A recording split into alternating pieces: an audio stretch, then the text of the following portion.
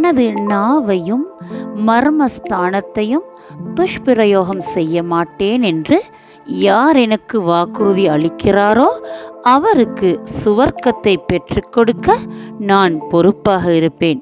முஹம்மது நபி. அநியாயமாக குற்றமற்ற ஒருவரை திட்டி சபித்தால் அதன் கேடு அவருக்கன்றி திட்டியவரையே வந்து சேரும்.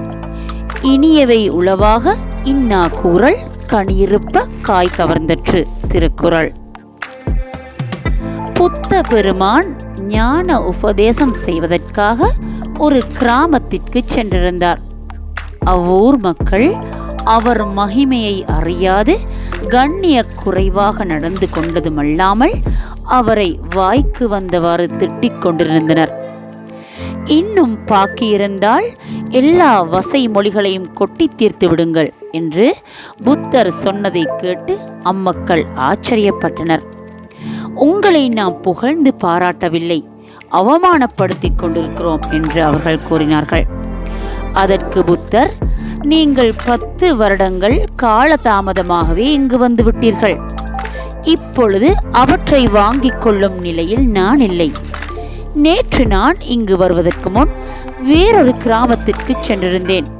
அவ்வூர் மக்கள் என்னை ஆரவாரத்தோடு வரவேற்றது மட்டுமல்லாமல் என்னை உபசரிக்க இனிப்பு பண்டங்கள் கொண்டு வந்து தந்தனர். என் உடலுக்கு இனிப்பு பண்டங்கள் ஒத்து வராது என்று கூறி அவற்றை ஏற்க மறுத்துவிட்டேன். அவர்கள் அவற்றை என்ன செய்திருப்பார்கள் என்று நீங்கள் நினைக்கிறீர்கள் என்று புத்தர் கேட்டார்.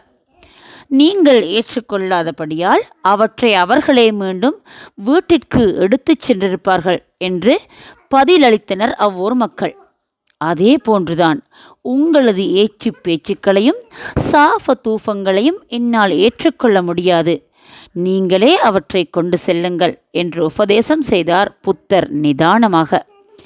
எறிந்த கல்லையும் பேசிய வார்த்தையையும் நாம் வாபஸ் பெற முடியாது. வார்த்தைகள் நாவின் வழி வாகனம் ஏறும் முன் அதை நாம் கட்டுப்படுத்தி கொள்ள வேண்டும். ஒருவர் நம்மை பார்த்து முட்டாள் என்று திட்டுகிறார். நாமும் கோபத்துடன் பதிலுக்கு திட்டினால் நாம் முட்டாள் என்று அவர் திட்டியதை ஏற்றுக்கொண்டோம் என்றுதான் பொருள்.